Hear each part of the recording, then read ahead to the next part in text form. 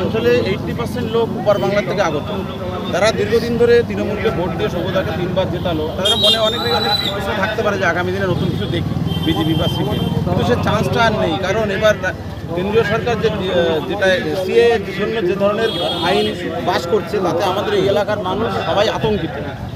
আপনি আমাদের ছেড়ে বোমটা আমাদের কাছে না ধরে সাধারণ মানুষকে ধরলে জানতে পারবেন যে প্রত্যেকটা মানুষ কীভাবে কেন্দ্রীয় সরকারের জন্য আতঙ্কিত। তা কোনো প্রশ্ন নেই, এত খাটাখাটনি, এত ঘাম। আমরাও বড়দাও বারণ বলছিল যে মিছিল মিটিং আমাদের দরকার নেই, কি আমাদের যেটা ফর্মালিটি করতে হয়, আমাদের বিধায়ক সারা বছর ধরে, আমাদের সাংসদ, আমাদের নেতৃত্ব, কাউন্সিলর, এই ওয়ার্ডে আমাদের কাউন্সিলর ছিলেন ধনঞ্জয় মজুমদার, তিনি 24 ঘন্টা মানুষের সাথেই মানুষের সঙ্গে সবসময় থাকতেন। এগুলো আপনাদের কাছেও খবর আছে। উনি চলে যাওয়ার পরে আমরা সবাই কষ্টের মধ্যে দিয়ে, তবুও যেগুলো ইলেকশনের আগে করতে হয় আমরা করছি। তবু আমাদের সকলদার কাছে একটাই আবেদন, আমাদের আবেদন নয়, সাধারণ মানুষের আবেদন, যেন কেন্দ্রীয় সরকার কোনোভাবে, কেন্দ্রে কি হবে, রাজ্যে তো যা হবে আপনারা জানেন, 42-42 আমরাই তৃণমূলই থাকবে, কিন্তু কেন্দ্র সরকার কি করবে, সেখানে কে আসবে, কি হবে, অন্তত এই আমরা যে ওপার বাংলা থেকে আগত যারা ওপার থেকে অনেক কষ্ট করে এপারে এসে, তারা যেন এই সৌগতদার মাধ্যমে মন্ত্রী ব্যাপ্ত বসু, আমাদের রাজ্যের সফল মন্ত্রী, শিক্ষামন্ত্রী ব্যাপ্ত বসু, ওনার সান্নিধ্যে আমরা যেমনভাবে আছি সেরকমভাবে যেন সাধারণ মানুষ থাকতে পারে, এটাই আমাদের আশা এবং আবেদন।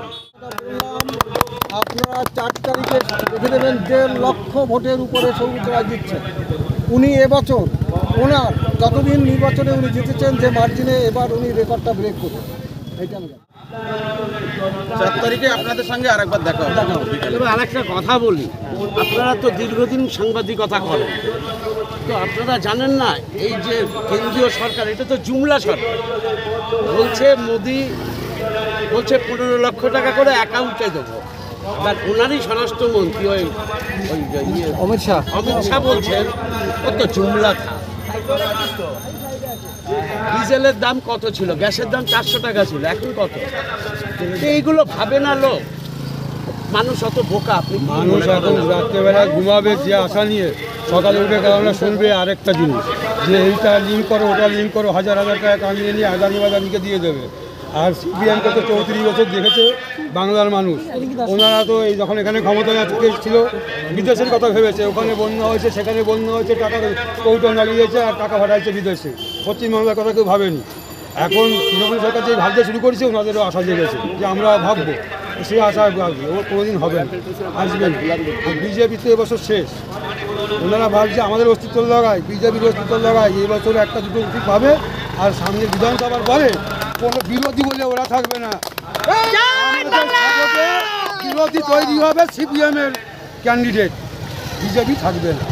বিজেপি বলে কিছু ছিল না, আর এখনো থাকবে না। এই যে সরকারটা এসেছে ভারতবাদী সরকার, আগামী দিন দেখবেন এই যে সরকার, একে লোকে বুঝবেন না, ধুয়ে বসে সাত করে দেবে।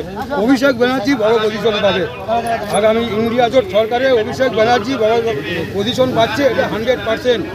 দাদা এরপরে প্রধানমন্ত্রী কি হবে? এরপর আমরা চলে থাকবো। মমতা বন্দ্যোপাধ্যায় বলছে তো যে ইন্ডি জোট যে হয়েছে, এই ইন্ডি জোটের কোনো মানে বৃত্তি নেই, কোনো তথ্য নেই, আপনারা কি বলছেন? কংগ্রেস এত স্বাধীনতার পর থেকে সরকার চালিয়ে আসছে, বিজেপি কবার চালিয়েছে, তা কংগ্রেস চালাতে পারে না? আমরা তো কংগ্রেসের সঙ্গে ছিলাম, আমরা 98-এ দল ভাঙার পরে আমরা 99 থেকে আমি এজেন্ট করছি, লোকে দেখে আসছি। প্রধানমন্ত্রী মমতা ব্যানার্জি হচ্ছে, এটা point to be noted. Mamata Banerjee প্রধানমন্ত্রী হচ্ছে, কিন্তু ওদিকে তো আরো বড় বড় যারা রয়েছে, ধরুন দেখা যাচ্ছে সব মমতা ব্যানার্জি। আমাদের 42-এ 42 তো আমরা যদি 40 পাই, সেই 40 টাকা কেউ সরকার গঠন করতে পারবে না। 100% নিশ্চিত থাকুন পশ্চিমবাংলা ছাড়া সরকার গঠন হচ্ছে না।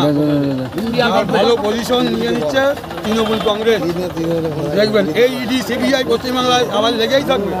এবার ঘুরে হয়তো তাদের পিছনে লাগবে। এই যে ভাওতাবাজি দিয়ে ইডি সিবিআই লাগিয়ে ওদের ক্যান্ডিডেট নেই, আমাদের লোকগুলিকে নিয়ে নিয়ে ওদের ক্যান্ডিডেট করছে। এ তো জানার কথা।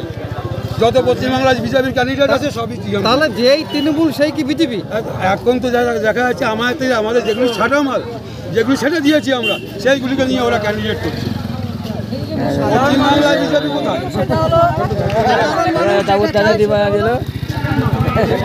বলছি আমরা দেখতে পাচ্ছি যে আজকে প্রায় মানে শেষের দিকে প্রচার চলছে। তোমরা মানে ওয়ার্ডের সামান্যটুকু বাকি রাখলে না, মানে যতটুকু দরকার সেইভাবে তোমরা প্রচার করছো, কি বলবে?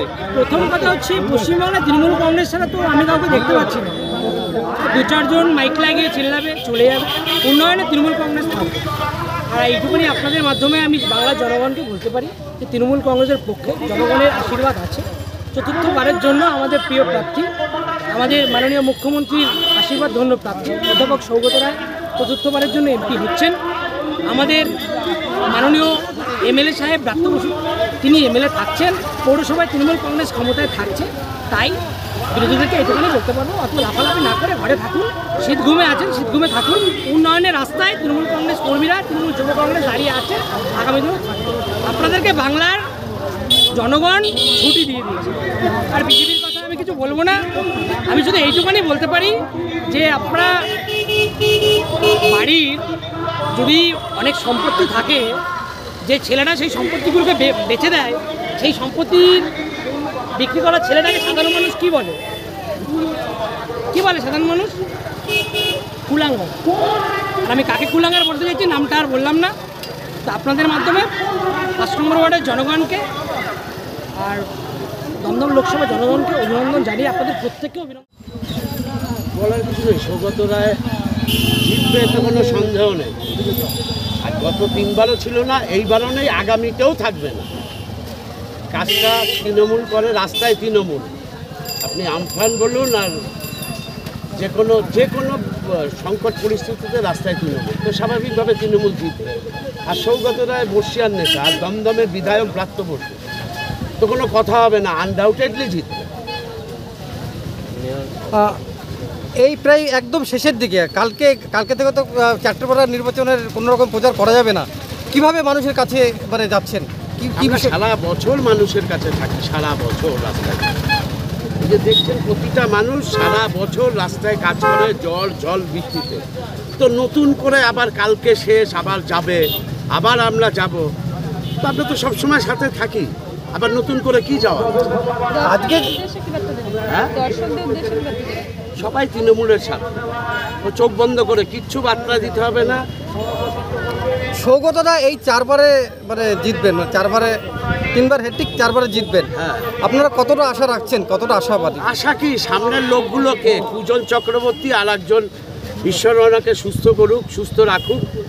উনি তো অসুস্থ, তো ক্যান্ডিডেট হলো এরা। সৌগতদার সামনে একটা লেভেলের দরকার না, তো এরা কোনো ক্যান্ডিডেটই না। আপনারা এই দক্ষিণ দমদম পৌরসভার ওয়ার্ডের মানুষ হয়ে সৌগতদার কাছে কি আবেদন থাকবে আগামী দিনে?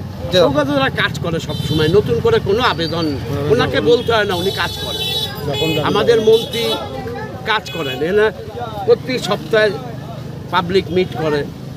তো নতুন করে কিছু বলার নেই, ওনাদের বলতে বলার আগেই কাজ করে। তো কি বলবো? বিরোধীরা বলছে যে ইলেকট্রিক বিলের দাম বেড়ে যাচ্ছে, তারপরে চারিদিকে সব কিছু ইয়ে হচ্ছে, ওরা নাকি ক্ষমতায় এলে ইলেকট্রিকের বিলের দাম কমবে। কি বলবেন? আপনার শরীর খারাপ নাকি? শরীর, আপনি সুস্থ? তাহলে বিরোধীরা অসুস্থ। অত মানে ইজি ব্যাপারটা কমে যাবে। এসব বিরোধীরা সব কটা দালাল, ওদের কথা বাদ। ওরা তো কোনো কাজ করে না, দেখবেন ঠান্ডা ঘরে বসে বড় বড় ডায়লগ। সুজন চক্রবর্তী দেখেছেন, বড় বড় কথা বলে। এরা কাজের লোক না। আর ইয়েকে তো দেখি না, শিলভদ্র দত্তকে তো আমরা দেখিনি, আর আগামীতেও দেখবো, এরকম আশাও করি না। সৌগত রায় জিতবে, নিশ্চিন্তে থাকুন, নিশ্চিন্তে, নির্দ্বিধায়, নিঃসংকোচে থাকুন। সৌগত রায় জিতছে। এই পাড়ার নেতা ডক্টর নিরঞ্জন দাস, ডক্টর পিন্টু দাস বললেন যে উন্নয়ন, মমতা বন্দ্যোপাধ্যায় এত উন্নয়ন করছে সেই প্রকল্প সম্পর্কে বলতে গেলে রাত হয়ে যাবে, প্রকল্পের কথা শেষ হবে। তা আমরা কাজ করি, কাজের বিনিময়ে বাংলার মানুষের কাছে আবেদন করছি যে ভিক্ষা নয় ঋণ দিন, তৃণমূল কংগ্রেসের পাশে থাকুন।